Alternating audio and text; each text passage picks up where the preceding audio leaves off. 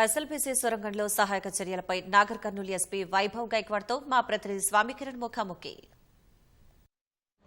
శ్రీశైలం సొరంగ మార్గంలో సహాయ చర్యలు కొనసాగుతున్నాయి. నిన్న ఏం జరిగింది, ఈ రోజు ఏం జరుగుతుంది చెప్పడానికి మనకు నాగర్ కర్నూలు ఎస్పీ వైభవ్ గైక్వాడ్ ఉన్నారు. సార్ నమస్తే, ఏం జరుగుతుంది సార్? నిన్న అప్డేట్ ఏంటి? నిన్న మొత్తం ఏం జరిగింది?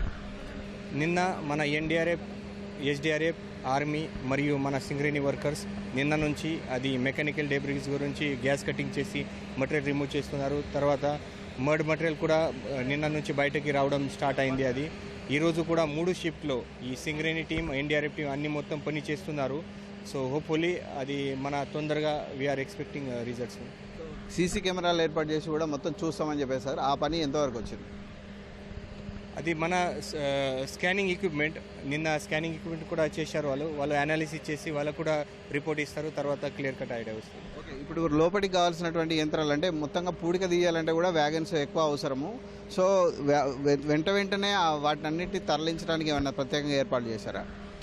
మన మ్యాక్సిమం మన దగ్గరికి అన్ని మొత్తం ఎక్విప్మెంట్ మన డిప్లాయ్ చేశాము. అండ్ అది చాలామంది వర్కర్స్ కూడా లోపల పంపించేస్తారు. ఒక్కొక్క షిప్లో 60-70 వర్కర్స్ లోపల పంపించేసి, వెల్డర్స్, గ్యాస్ కటర్స్ అందరు లోపల పంపించేసి మన ఫాస్ట్గా ఇది ఆపరేషన్ నడుస్తుంది. ఈరోజు కూడా 24 hours 3 షిఫ్ట్ల ఇది పని నడుస్తుంది.